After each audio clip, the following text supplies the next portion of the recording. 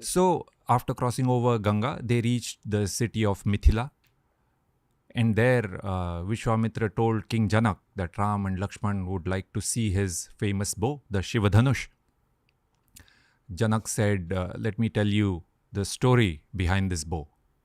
He said, this bow has been in my family for many generations. It's a very precious Dhanu Ratnam. Yeah. It's very precious. And Janak also said, I have a daughter, Sita.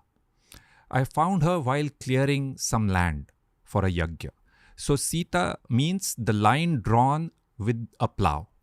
So Sita was an orphan. He had found the baby while clearing the land. Really? Yes.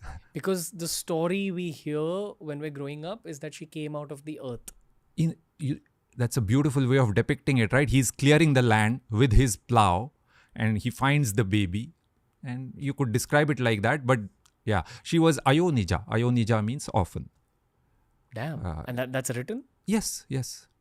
And not only Sita also describes this story later on in the story, describes her own background. What does she say? She describes the same thing to somebody else. Right now, Janak is describing to Ram and Lakshman. Yeah. Is there any mention of her biological parents? No, nobody knows. Nothing. No.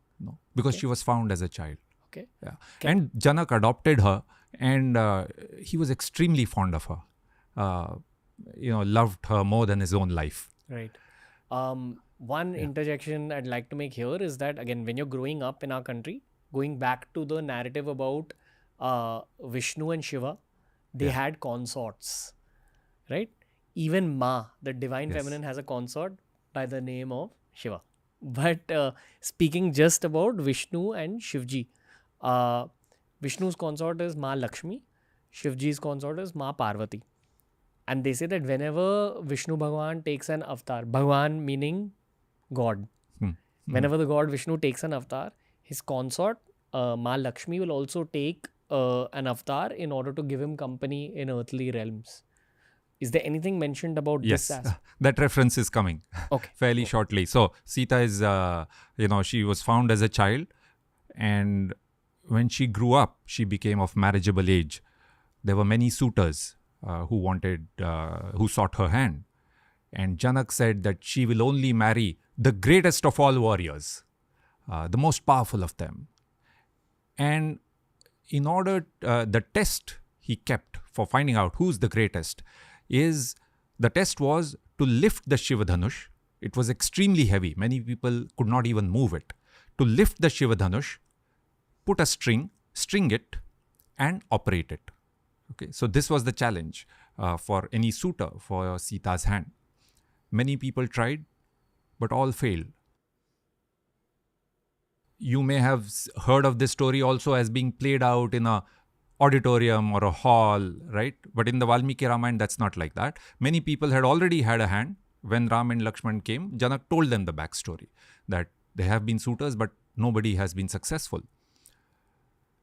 And so he asked his people to bring in the Shivadhanush. They rolled it in with great effort. It was kept in a box with wheels. It was so heavy they couldn't even lift it. So many people wheeled it in.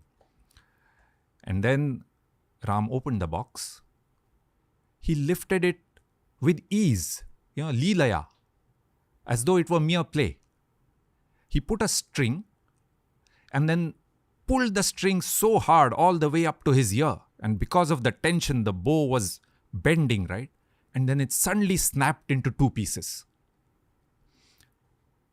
Janak exclaimed, "What extraordinary display of strength, power, and technique! I wish to give Sita's hand to Ram in marriage." And so messengers were sent to call Dashrath. Remember, Dashrath had sent off his sons Ram and Lakshman to fight two Rakshasas. So first of all, he was delighted to hear that they were safe. I have to stop you here for a bit. Yes. I'd love to know what is spoken about the appearance of Sri Ram and Ma Sita.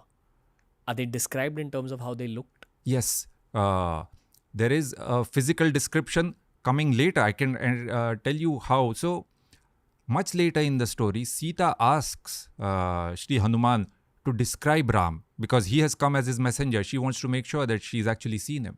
So he says, "Can you describe him for me?" And then he gives a detailed description. And so there is a much detailed description there about Sita, not at the moment.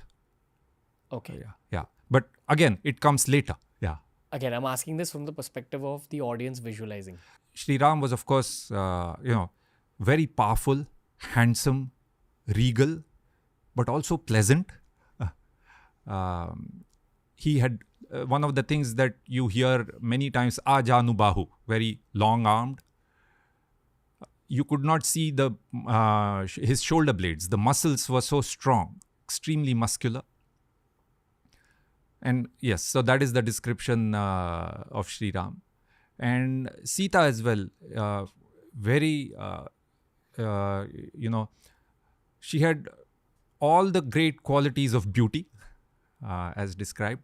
And in fact, there is also a point where, unfortunately, Ravan is talking about Sita's beauty, which is not very pleasant to read because he's looking at her in a very lecherous way. Right? But for now, a prince and a princess, for your audience to picturize, right? A prince and a princess. Yeah. Also about Lakshman. Lakshman was very much like Ram. They looked very much like each other. And in that description where Hanuman is describing to Sita, right? He says he looks very much like Ram. The only difference is that Lakshman is fair, whereas Ram is dark. So also Ram is dark-skinned. Yes.